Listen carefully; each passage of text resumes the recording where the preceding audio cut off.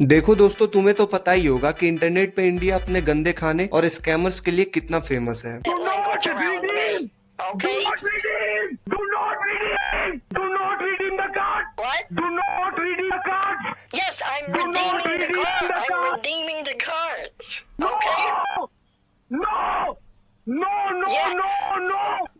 तो आज की वीडियो में मैं तुम्हें बताऊंगा कि आखिर इंडियंस के खिलाफ इतना रेसिज्म हो क्यों रहा है और क्या हम इंडियंस इस लेवल के रेसिज्म को डिजर्व करते भी हैं या नहीं। बट उससे पहले चीज बढ़िया है, एकदम रापचिक चीज है, लेकिन इसमें खर्चा इतना है ना कि असली वाले अमीर ही अफोर्ड कर सकते हैं। सो भाइयों, तुमने भी हाल फिलहाल में इंटरनेट पे कुछ ऐसी वीडियो देखी होंगी जिसमें तुम्हें बेसिकली ये बताया जा रहा होगा कि इंडियंस कितने गंदे हैं और इंडिया कितना गरीब देश है और इंडियंस कितने खराब और अनहाइजीनिक खाने को खाते हैं। मतलब इन लोगों के हिसाब से ना ही इंडियंस नहाते हैं और ना ही हमारे पास कोई सिविक सेंस है। और मैं भी कहीं ना कहीं इन सारी बातों से एग्री करता हूँ और मुझे लगता है कि तुम में से भी काफी लोग इन सारी बातों में से कुछ न कुछ बातों पे एग्री जरूर करोगे, क्योंकि इंडिया एक थर्ड वर्ल्ड कंट्री है और तुम इस बात को डिनाई नहीं कर सकते हो। और वैसे भी हमारे देश के लोगों ने जो दीवालों पे थूक थूक के पान मसाला की ग्राफिटी बनाई है ना, मैं तो उसके बारे में तुम्हें कुछ बता नहीं सकता। और जो हम लोगों ने रोड्स के किनारे कचड़ा फेंकने वाला रिवाज चलाए रखा है ना, मैं तो उसकी बात भी नहीं कर रहा। देखो, ये सारी चीजें इसलिए होती है क्योंकि इंडिया एक डेवलपिंग नेशन है और इस देश में अभी भी ऐसे बहुत सारे लोग हैं जो बिलो पॉवर्टी लाइन के अंडर आते हैं और ऊपर से इंडिया वर्ल्ड की नंबर 1 पॉपुलेशन वाली कंट्री है। सो ऐसे देश में जहाँ पे पॉपुलेशन ज्यादा है और गरीबी भी ज्यादा है लेकिन अपॉर्चुनिटी कम है, वैसे देशों में लोगों के पास हसल करने के अलावा और कोई ऑप्शन ही नहीं बचता है। सो तुम कभी ऐसी वीडियो देखो जिसमें कि हजारों लोग एक ट्रेन में चढ़ने की कोशिश कर रहे हो और धक्का मुक्की कर रहे हो, तो उस वीडियो को देख के तुम ये मत समझ लेना कि ये सब करने में उन लोगों को मजा आता है, क्योंकि उनमें से कई लोग ऐसे होंगे जो अपनी नौकरी का इंटरव्यू देने जा रहे होंगे और क्या पता वो उनका लास्ट अटेम्प्ट हो, या फिर उनमें से कई लोग अपने बीबी बच्चे या फिर अपने बूढ़े माँ बाप के पास वापस गाँव जा रहे होंगे। सो एक ऐसा देश जहाँ पे आपको सर्वाइव करने के लिए हमेशा हसल करने की जरूरत पड़ती हो, तो उस देश में लोग अपने आप को सबसे आगे रखना चाहते हैं क्योंकि यहाँ पे बात सर्वाइवल की है। पर मेरे भाई, हम सारी चीजों का ब्लेम अपने सिचुएशन पे नहीं डाल सकते हैं, क्योंकि दीवालों पे थूकना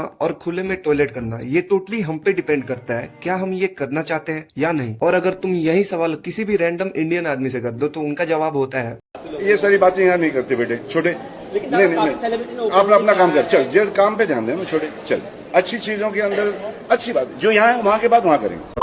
अब जैसे कि तुम इंडियन स्ट्रीट फूड को ही देख लो, तुम्हें यहाँ पे कोई भी दुकान वाला हाइजीन मेंटेन करते हुए नहीं दिखेगा। और ऐसा भी नहीं है कि खाना बनाते समय हाइजीन मेंटेन करना कोई रॉकेट साइंस है जिसके लिए तुम्हारे पास बिग ब्रेन होना चाहिए। बस छोटी मोटी चीजें होती है जो तुम्हें फॉलो करनी होती है। नहीं मतलब तुम ही बताओ, सर पे टोपी पहन के, मुंह पे मास्क पहन के और हाथों में ग्लव्स पहन के खाना बनाने में कितना ही एफर्ट लग जाता है। देखो, ये सारी तो बातें हो गई जो इंडिया में गलत हो रही है। एक दिन मैं ऐसे ही बैठा हुआ था, तब मेरे दिमाग में एक सवाल आया कि इंडिया से गंदे तो पाकिस्तान और बांग्लादेश है और उस देश के लिविंग कंडीशन इंडिया से भी खराब है, तो फिर आखिर इंडिया को ही क्यों टारगेट किया जाता है। और तब मुझे एक बात समझ में आया। देखो, इंडिया की पॉपुलेशन 1.4 बिलियन के आसपास है और काफी सारे इंडियंस इंग्लिश बोल भी लेते हैं और इंग्लिश समझ भी लेते हैं, तो ये बहुत जेन्युइन सी बात है कि अगर फॉरेनर इंडिया के ऊपर वीडियो बनाएंगे तो उन्हें काफी सारे व्यूज आएंगे इंडियन ऑडियंस की तरफ से, और ऊपर से अगर वो इंडिया के खिलाफ नेगेटिव वीडियो बनाएंगे तो उन्हें और व्यू आएगा, जिसमें से पहला व्यू होगा इंडियंस का जो कमेंट सेक्शन में अपने कंट्री को डिफेंड कर रहे होंगे और दूसरा व्यू होगा फॉरेनर्स का जो कमेंट सेक्शन में इंडिया को ट्रोल कर रहे होंगे। देखो, मुझे तो सबसे ज्यादा हंसी इस बात पे आती है कि आखिर इंडियंस का मजाक उड़ाते कौन लोग हैं। मतलब वैसे लोग जिनकी नजर अपनी माँ बहन पे रहती है। मैं मजाक नहीं कर रहा, इनके देशों में पूरी की पूरी फ्रेंचाइजीज चलती है इसी फैंटेसी के ऊपर। इन लोगों को तो ये भी नहीं पता रहता कि इनका बाप कौन है, या फिर ऐसे लोग जिनके बाप दादा ये बोलते बोलते मर गए कि ब्लैक लाइफ मैटर्स। मतलब हिपोक्रेसी देख रहे हो, जिनकी जनरेशन रेसिज्म को खत्म करने में लग गई, आज वो ही हम लोग के साथ रेसिज्म कर रहे हैं। क्योंकि रेसिज्म एक ऐसी चीज है जो दूसरों के साथ हो तो बहुत मजा आता है, लेकिन जब सेम चीज आपके साथ हो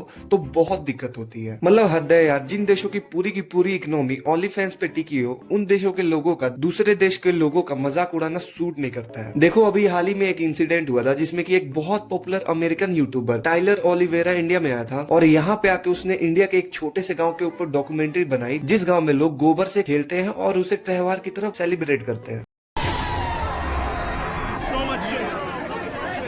That's me at a poop throwing festival in India where the villagers spend 6 months collecting cow poop and celebrate the end of Diwali by throwing it at each other and rubbing it on their skin. I'm sinking!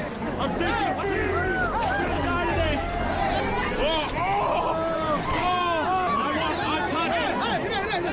I'm the one who shits!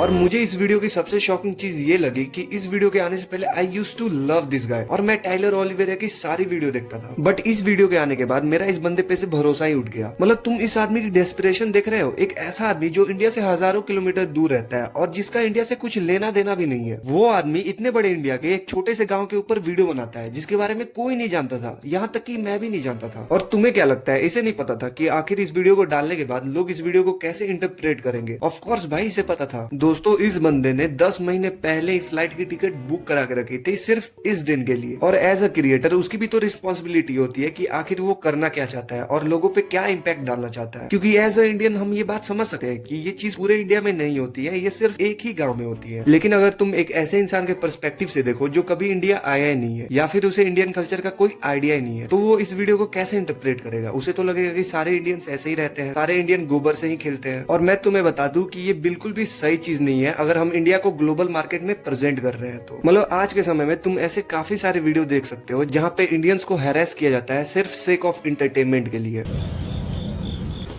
Hi, sir. What's up, man? Good, how are you? My name is Zach. Sorry? Zach. Zach? Yeah. Where are you from? I started today. No? Yeah. We're closing at this time. No, right now, yeah, I'm doing overtime. No, we don't open it.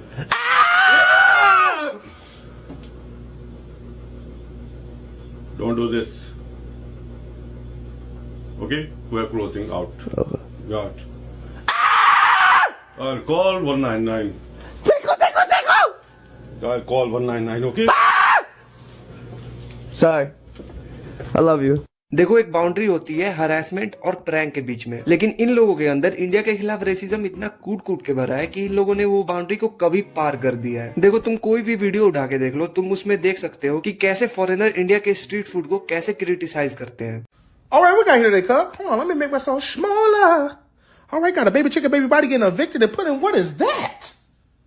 Hot Dr. Pepper cup? Got the molten Pepsi. This John look like a symbiote.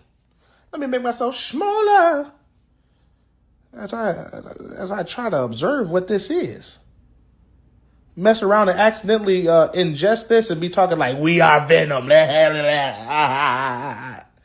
But I can... लेकिन इस video में गौर करने वाली बात यह है कि हम इंडियंस ने तो कभी कंप्लेन नहीं किया कि तुम्हारा स्ट्रीट फूड ऐसा है, तुम्हारा स्ट्रीट फूड वैसा है, और वैसे भी तुम लोग कोई हीरा मोती तो खाते नहीं हो।